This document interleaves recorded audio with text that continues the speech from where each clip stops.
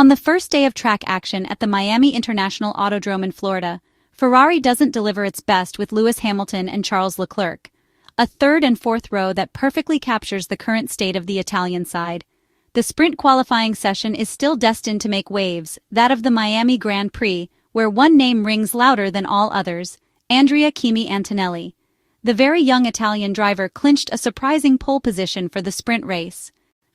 Kimi Antonelli had never raced in Miami, yet he set a masterful lap on a challenging street circuit, a performance that leaves no room for doubt. Only a pure talent like his could achieve such a result in the sixth race of his Formula One career.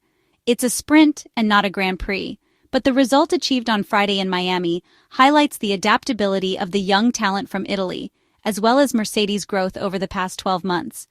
McLaren secured second and third place, capitalizing on Red Bull and Max Verstappen's strategic error, despite being threatening throughout the day.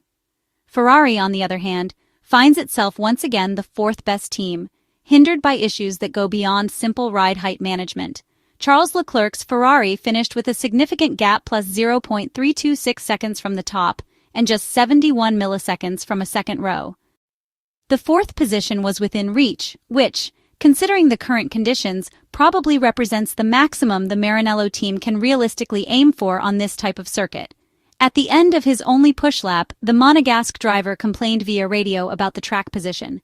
He was given a mere 8-second margin to avoid taking the checkered flag, forcing him to start the lap with less than ideal pressure.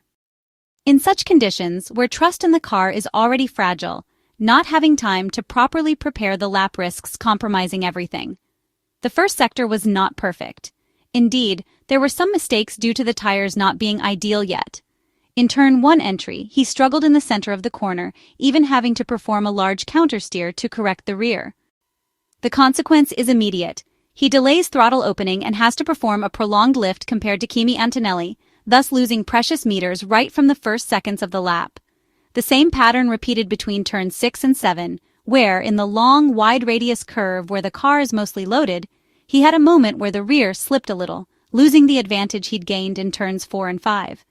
Based on the telemetry data analysis in this section, the Monegasque carried perhaps too much speed, trying to recover the ground lost earlier due to an imperfect outlap. He did so much so that he then had to brake longer than his opponent, ensuring that his Ferrari SF-25 could slow down and enter the long, high-speed section leading to turn 11. From turn 11 onward, the comparison is merciless. The microsectors show it. Kimi Antonelli's Mercedes W16 dominates the slower section of the circuit from turns 11 to 16. In this part of the track, what matters is the ability to put power to the ground, manage traction out of tight corners, and in general, have a predictable and stable car. The Italian driver does this exceptionally. The work done on his car's setup is clear, sacrificing some stiffness to gain more mechanical grip, ensuring more effective traction and better tolerance on the curbs, particularly tricky on this track.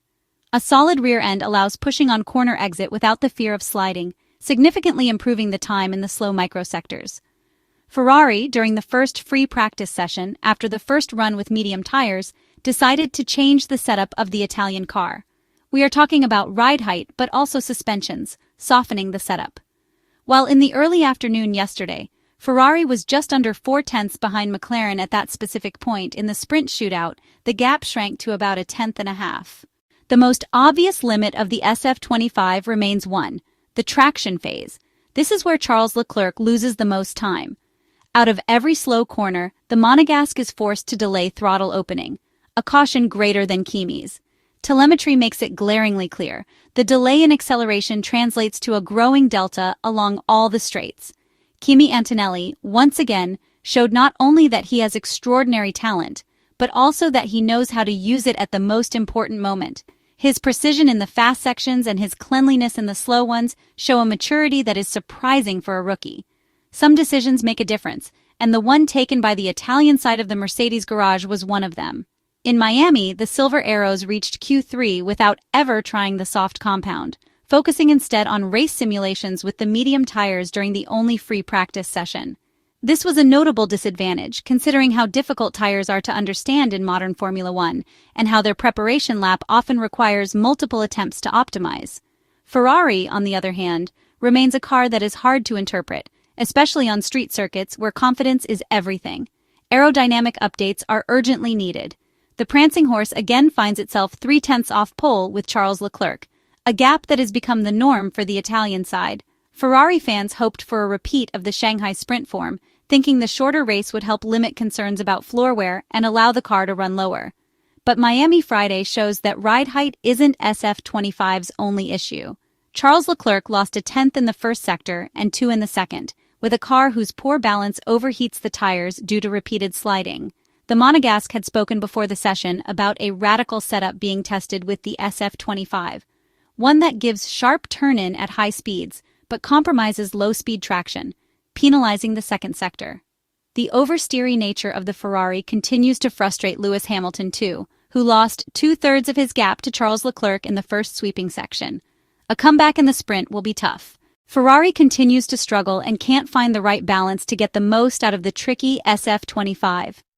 At the end of the qualifying session at the Miami International Autodrome in Florida, team principal Fred Vasseur did not hide the SF-25 car's weakness. Frederic Vasseur wanted to point out that while Kimi Antonelli was too far ahead, the performance of the Maranello team was not that far from Max Verstappen and the others in front. However, the French admitted that it was not enough, as the team had struggled to put everything together and was still making mistakes. The French team principal openly pointed out Ferrari's main weakness in Miami, emphasizing that the team continued to have issues with balance and was paying the price for it. He explained that even small mistakes led to significant tire overheating, which caused them to lose everything. The SF-25 single-seater continued to reveal its limitations over a single lap, with Ferrari losing 2 of the 0.3 to pole position in the middle sector. According to Frederic Vasseur, while the first and last sectors were solid, the car lost the most time in low-speed corners due to a slight balance issue. He noted that even a minor problem at the beginning of the second sector could result in a couple of tenths lost through the series of turns. Despite these issues, Frederic Vasseur expressed more optimism regarding race pace, suggesting that Saturday's track temperatures could play a decisive role. The Ferrari team principal believed that with tire degradation and management coming into play, the situation might change. He concluded by stressing the importance of recovering something in Grand Prix, qualifying to avoid starting at the back of the leading team's group. On paper, the Miami GP was expected to be a tough one for Ferrari, and so far the weekend in Florida doesn't seem to be going well for the Maranello team. As seen in the early races of the 2025 Formula One season, the SF-25 struggles especially in slow corners.